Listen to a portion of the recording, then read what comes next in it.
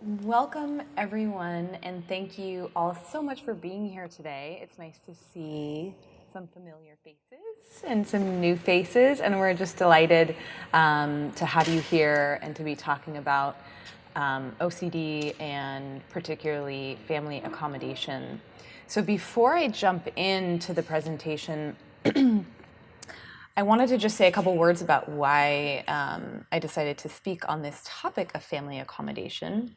And feel free to not raise your hand, but how many of you have a family member with OCD? Yeah. So, as I'm sure you all know, OCD affects the entire family.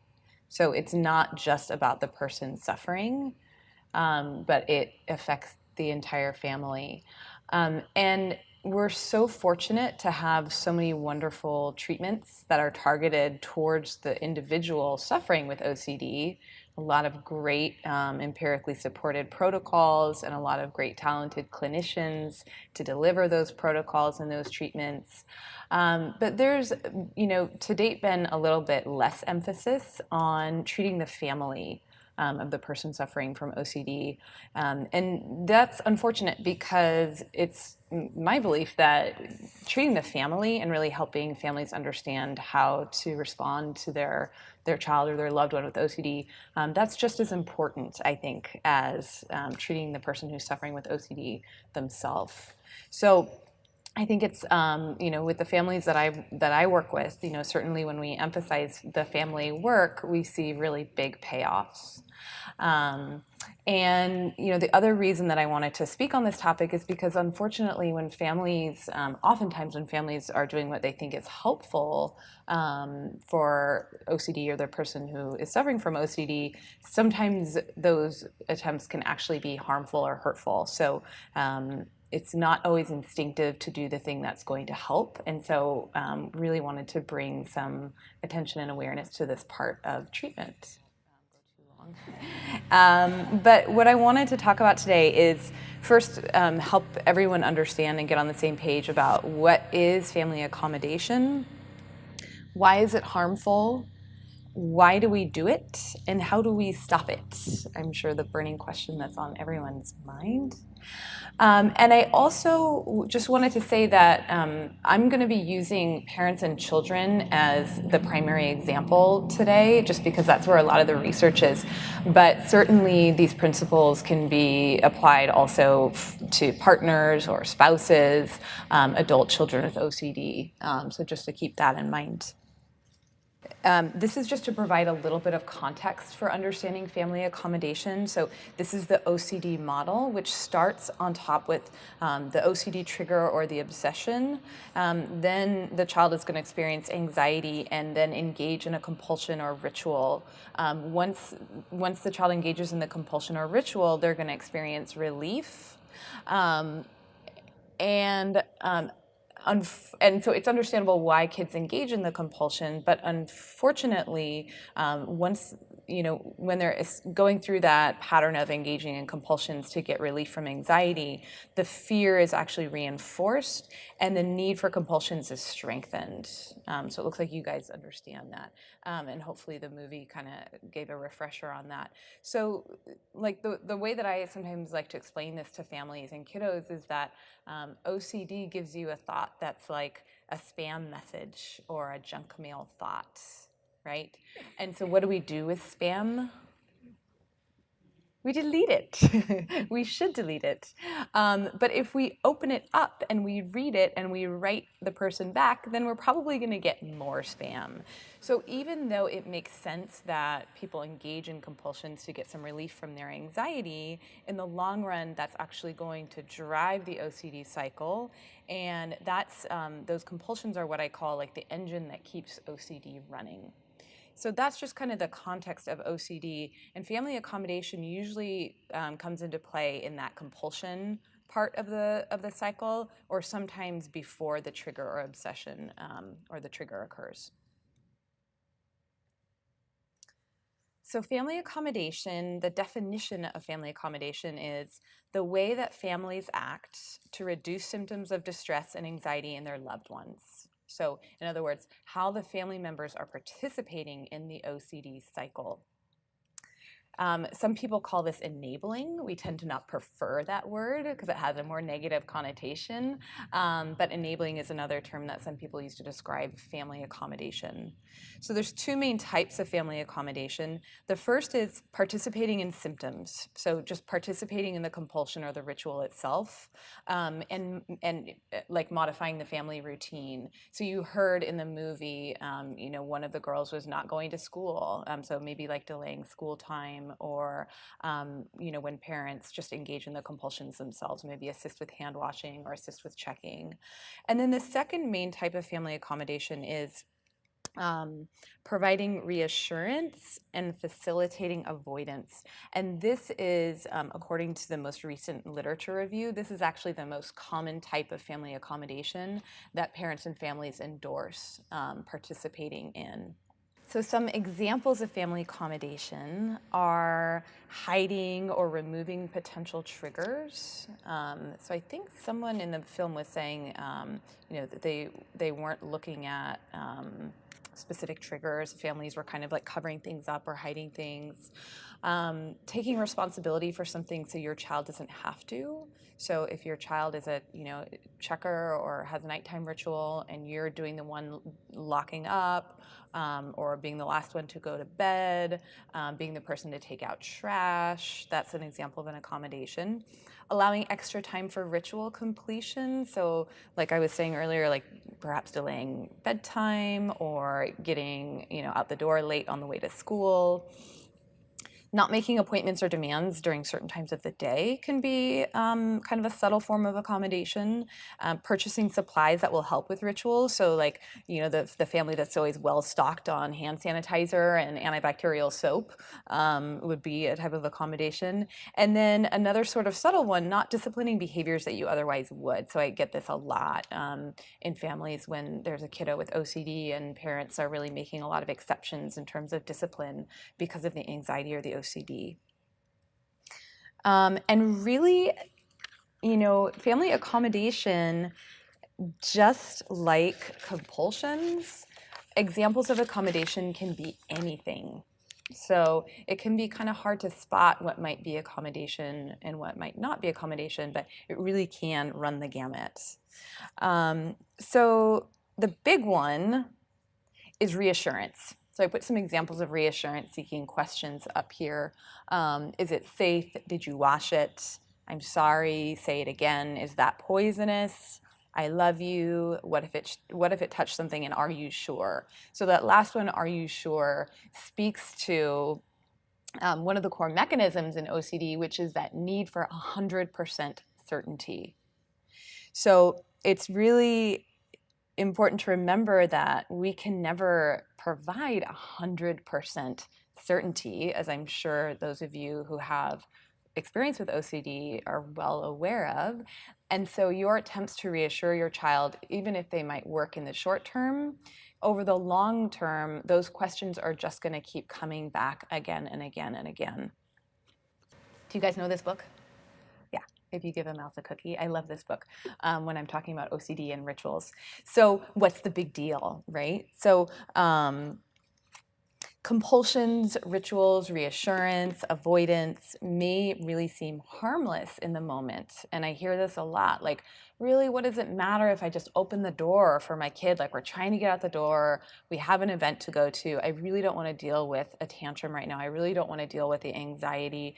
Why can't I just do this in this moment? And, of course, that is a plan for reducing accommodations is going to vary from family to family, but it's really important to remember that those compulsions or any accommodation that you're providing, even though it might not seem like a big deal and it might seem harmless, it is really one of those compulsions that's going to reinforce the avoidance and reinforce the fear in the long term. And remembering that those compulsions or that avoidance, the accommodation, is the engine that keeps OCD running. Family accommodation is linked to greater symptom severity, poorer response to treatment, and you can imagine why, right? So even if a child is getting really fantastic ERP treatment, but the family members are accommodating behind the scenes, that's going to kind of undo some of the work that they're doing.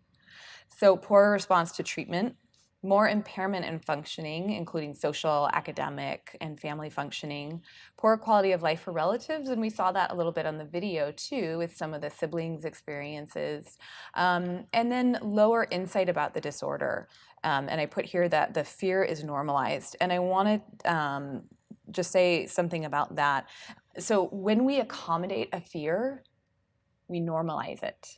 So you can imagine that the little girl, Vanessa, in the film, who was afraid of poison, and she said, like gum wrappers were poisonous. Well, if you're a parent of Vanessa's and you say, oh, let me take that like wrapper away from you, or let's make sure that we walk around that and step over it, then what you've just done is you've just communicated that, yes, this is poisonous, this is dangerous, and so we really reinforce that idea and we reinforce that fear. So not only does that reinforce the fear and reinforce the symptoms, but it also contributes to lower motivation to enter treatment. Because if a kiddo sees like, oh yeah, this isn't, this, my parents agree with me that this is a big deal, then why should they change it, right? So it impacts motivation for treatment as well. Okay, so this is the second and last one of these models, and this is the family accommodation cycle.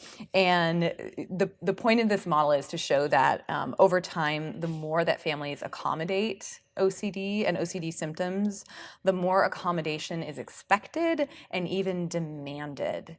And it's normal for family members to be frustrated, resentful, and angry when they are asked to provide accommodations. And that in turn can negatively affect the relationship between parent and child, and can actually cause more symptoms, because if parents and kids are not getting along, or they're fighting, or there's a lot of tension and conflict around accommodation, then oftentimes what we'll see is that the child will side with OCD against the parent and actually increase symptoms.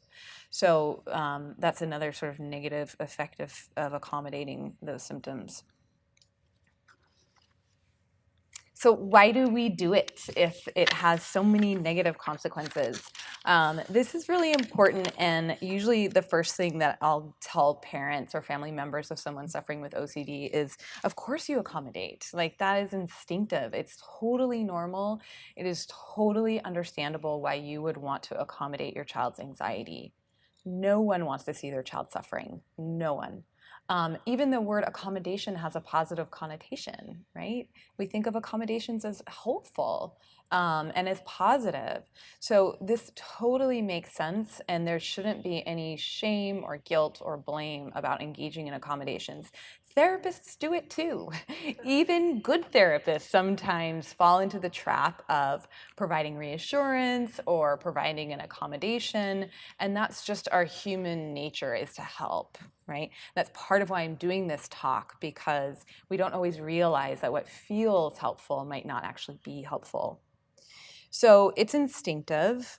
It's easier in the short term. So like I was saying, earlier, if you're trying to get somewhere, you're trying to get out the door, you're trying to do something, it's going to be easier to just make that accommodation or just help your child with their compulsion so you can get on with things. So it's easier to accommodate. And it's an attempt to minimize distress, not only for the person suffering, but also for the family member who's doing the accommodation. So if we think about the person suffering, that their distress might look like anxiety or fear, which is hard to watch, right, as a parent.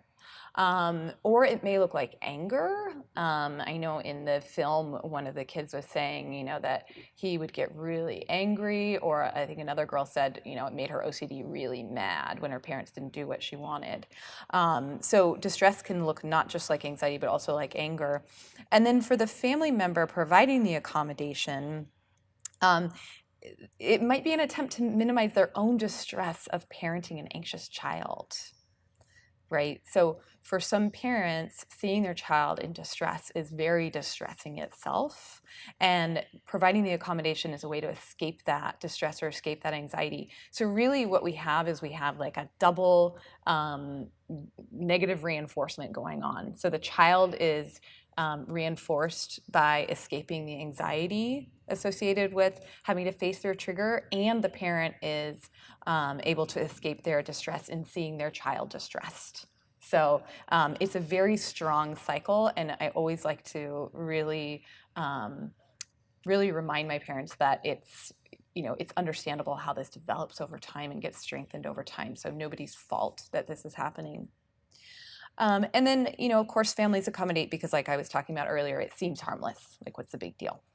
So factors linked to higher accommodations. Some characteristics of kids that are associated with higher accommodation are kids who have higher anger or rage or aggressive behavior, kids who are strong-willed or defiant. Sometimes that's associated with higher accommodation in the family. And then characteristics of the parent that are associated with higher accommodation include anxiety. So not a huge surprise that often if we have anxious kids in our office, we will see anxious parents too, right? Anxiety is, it's transgenerational. There's a transgenerational aspect to anxiety. So parents who are anxious themselves are probably more likely to be engaging in more accommodation.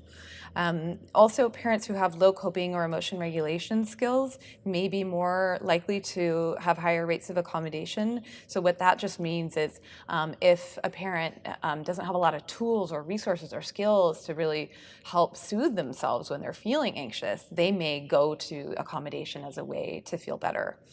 Low tolerance for distress is sort of the same thing that parents who have a lower tolerance overall and feeling distress might be more likely to engage in accommodation. And then overprotective parenting style. So I put an asterisk there next to low tolerance for distress because the irony is that even though accommodation might relieve some distress in the short term, we know from research that families who accommodate more are actually more distressed overall. And then this is just for some comic relief. And the caption says, "You don't think you're just a tad overprotective?"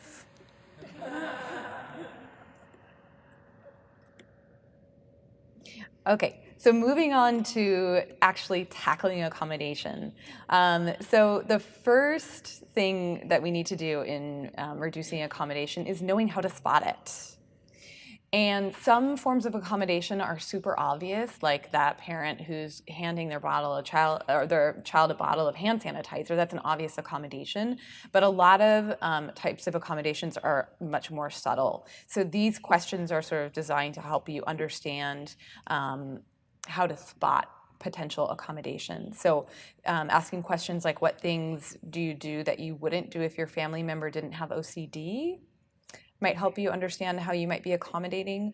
What do you do to avoid conflict with your family member? How much time do you spend on reducing your family member's anxiety? So not just engaging in compulsions or rituals, but also if you're on the phone with your child, an hour a day, or, always watching your phone for that call coming in so that you can provide reassurance for your child.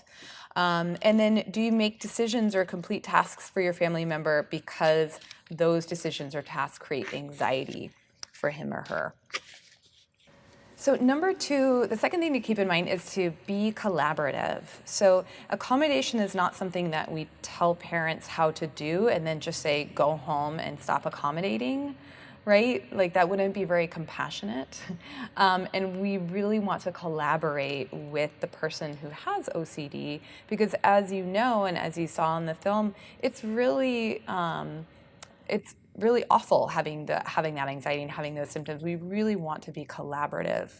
So the first step in being collaborative is helping your child or your family member understand that accommodation is harmful. Because if you just stop doing the things that they're used to you doing, they're going to be pissed off.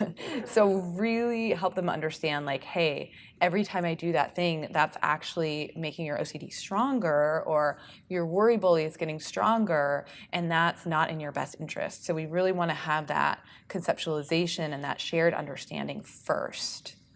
The second piece is changing your language when discussing OCD, so it's clear that it's OCD and OCD is the bully and that you're both on the same team. So we're not saying, why can't you just stop this routine, or why don't you just stop washing, we say, oh gosh, OCD is really making you wash again, or wow, OCD is really beating you up right now, so that you have that alignment with your child against OCD.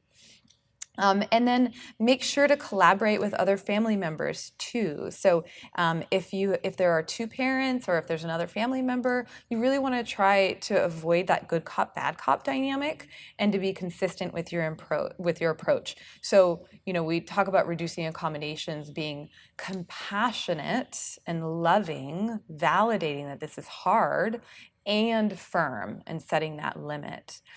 So often, and it's really common for parents to kind of split and go to different ends of the spectrum, where one parent might be rescuing and providing more of the accommodation, providing more of the support, and then the other parent, in an attempt to kind of balance things out, is going to be maybe more harsh or strict or critical. And so we want to avoid both of those extremes and really kind of help parents find that middle ground.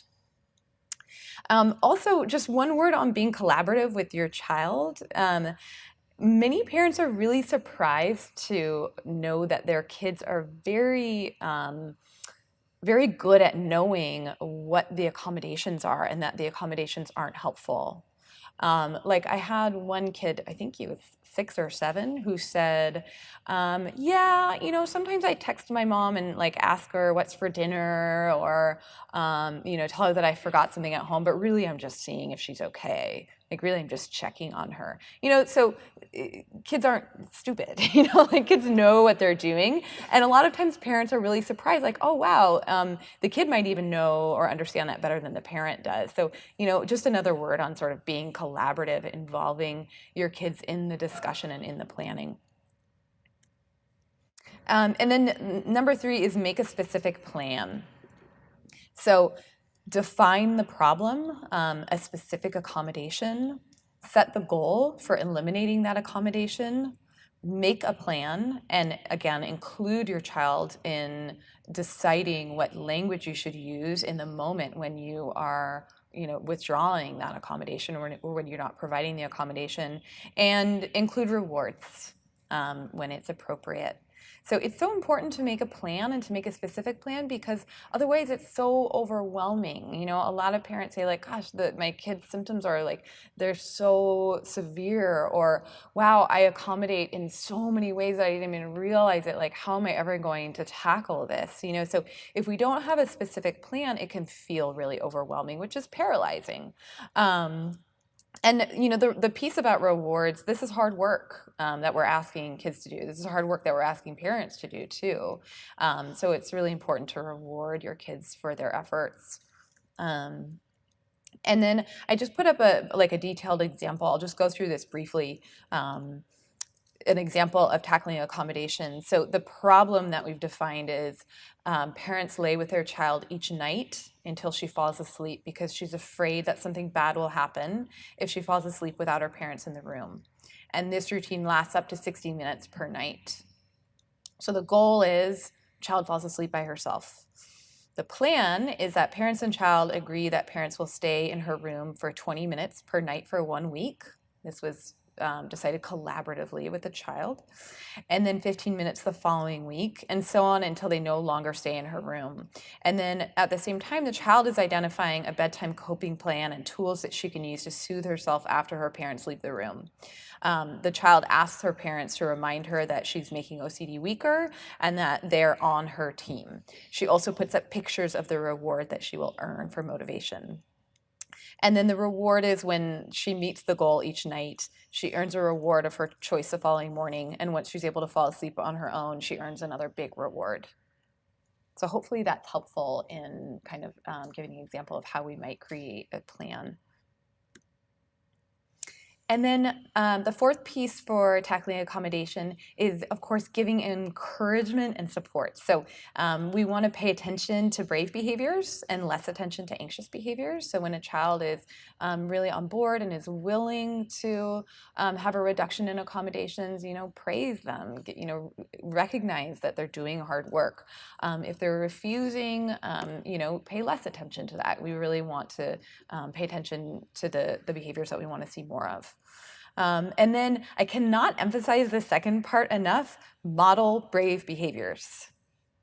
And this is often really hard in families with OCD because, as I was talking about earlier, usually if a child has OCD, there might be anxiety somewhere in the family as well.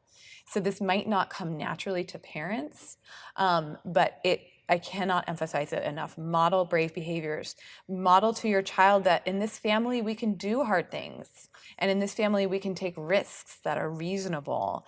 And in this family we value quality of life over 100% safety and certainty at all times. So that part is really, really important. And then this third piece is just remembering to zoom out as the parent or as a family member, zoom out to gain perspective and to help yourself not be reactive to triggers. So what I mean by that is this, keep perspective, right? Don't buy into the OCD fear. Try and be that model for your child so that you're not acting anxious as well to their triggers. Let's see.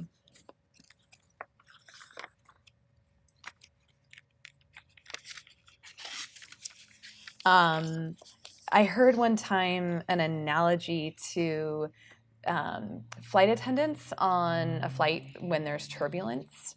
And there's a term called coffee and tea, like coffee and tea, the passengers. And basically what that means is that if there is like a bout of really severe turbulence during a flight, if the flight attendants get on the speaker and say, don't worry about it, our pilot, he's very talented. I assure you his license is current. The plane is going to be fine. We're just fine. That is actually more anxiety producing than if the flight attendants just walk up and down the aisles and say, can I get you some coffee? Can I get you some tea? So really modeling like we don't need to have a big reaction to this, right? Like we're just going to kind of go on as usual, as normal, and that's what I'm talking about when I'm talking about how to model triggers or how to respond to triggers when your kid is facing a trigger. So this is probably the number one question that I get from parents and family members, spouses, other family members is, well, what do I say when my child asks me for an accommodation or my child asks me to help with a compulsion? Like, I know I'm not supposed to do it, but like, what do I say? Do I ignore them? And the short answer is no, we don't ignore them. They're suffering. We can certainly acknowledge the suffering and validate the feeling while maintaining that lovingly firm boundary and saying, I'm not going to make your OCD worse right now. So these are just some kind of verbatim responses that are possibilities for responding to your child. One is, I'm so sorry that OCD is making you so anxious right now, just really validating that they're suffering and that they're feeling really anxious. I'm not going to do anything to make you sicker. So again, reminding them, like, if I do this, that's actually going to make things worse. I won't let OCD boss me around in order to hurt you. So again, aligning with your child against OCD. I know this is hard, but we agreed I'm not going to answer that. Again, remembering that we've been collaborative with our child. That sounds like you're asking for reassurance. So again, providing that insight there that this is reassurance seeking. And I know you can handle this. So those are some examples. Of course, every family has different ways of responding, but that's a really common question that I get. Okay. Well, I'm going to put the link up on our website because it would be great to see this movie. But basically, the gist of it is it's a young Ray Charles, and he's got the salve on his eyes, and he walks into the house, and his mom is standing there in the kitchen, and he stumbles and falls, and he says, "Mama, Mama, help me! Mama, help me!" And he's crying, and he's just gone blind, and so he really doesn't have a lot of skills and doesn't know what to do, and he's crying for his mom, and she's right there, and she looks over at him, and she starts to go towards him, and then she stops. And she doesn't say anything and she doesn't do anything, and she just watches him, and he kind of picks himself up, and you can see him sort of getting his bearings. So he hears what's happening outside, and he goes over to the fireplace, and he feels where the fire is, and then he starts to hear this cricket chirping, and he kind of blindly is like feeling around and trying to find it, and finally gets it and traps it, and then he's listening to it, and he's smiling, and his mom starts crying, and he says, I hear you too, Mama, you're right there.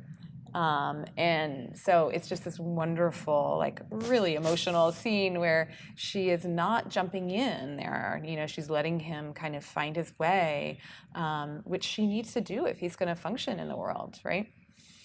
So, common questions that I get from parents and family members are, how can I tell if this is a request for accommodation or just like a reasonable, normal question or a normal request? And this is a great question, and I want to preface it by saying that you will not catch everything, and you are not perfect, and that is fine. And we learn as we go, right? So, first of all, if you accidentally answer a question or you accidentally provide accommodation for something that you've decided not to, it's not the end of the world. But some kind of rules of thumb that I like to give are, first, if this is the first time you've heard this question, I like to say, well, answer it. Like especially your kids are kids, right? They don't know everything. They're still learning. It's valid to have questions about how things work, or questions in general. We don't want to ignore our child's questions. So answer it if it's the first time. If, however, that question keeps coming back again and again, or if it takes a really subtle, like if it's very similar, but the wording is slightly different, then that's your clue. Like, okay, this might be reassurance seeking, right? If you feel like your child is trying to get 100% certainty on this, like you've provided maybe reasonable reassurance, but that's not good enough, then that's another clue that this might be reassurance seeking. Another question that I get is, what if my family member isn't on board? Right? So you say, well, I'm at step number 2 and I'm reducing accommodations and I'm being collaborative and I'm not getting anything back. Like my child is saying, nope, I'm not participating in that. And that's one of the reasons that I'm doing this presentation, is to just really let you know that there are things that you can do as a parent or as a family member, even unfortunately when your child is not on board.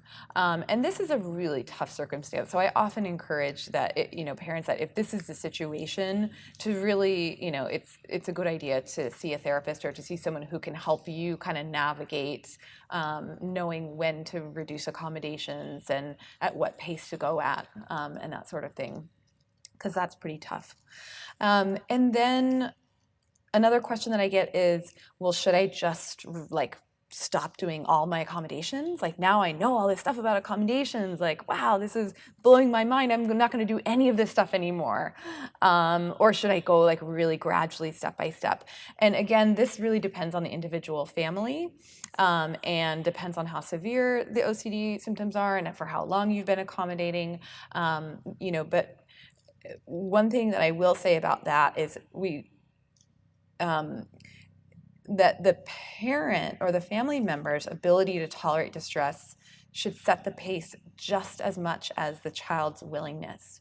So I have made the mistake of working with families where the child says, like, super gung-ho, like, I get it, accommodations are not helpful, Mom, stop answering all my questions, stop accommodating me, stop participating in my compulsions, I'm ready to go for this, like 100%. And we say, wow, that's awesome. Wow, what a motivated kid. Let's do it. And then the parent is really having a hard time and is really not able to keep that limit or to tolerate the distress that's inevitably going to come up. And so it's really important to make sure that both child and parent feel really comfortable with the plan and the pace. And then this final slide is just when to seek extra support. So some good times to talk to a therapist are if you and your partner are not on the same page about how to respond to accommodation requests. So again, if there's that polarization and parents aren't speaking the same language, that's a good time to get some help. If you don't know how to handle your child's response to limits and or they are violent or aggressive. So if you're setting limits or you're reducing accommodation and there's aggression or violence or just really intense distress and you're not sure if you're doing the right thing, that's a good time to get help as well. If you don't know where to start or how to make a plan, like if you're really overwhelmed and you're not sure where to start, great time to get extra support. And if you feel like nothing is working, if you feel like, well, I'm following everything to the T and it's not, for some reason, something's just not working right, then a therapist can help you problem solve and troubleshoot what's happening. So that is it. Thank you guys so much. I hope that this is helpful too, and thank you.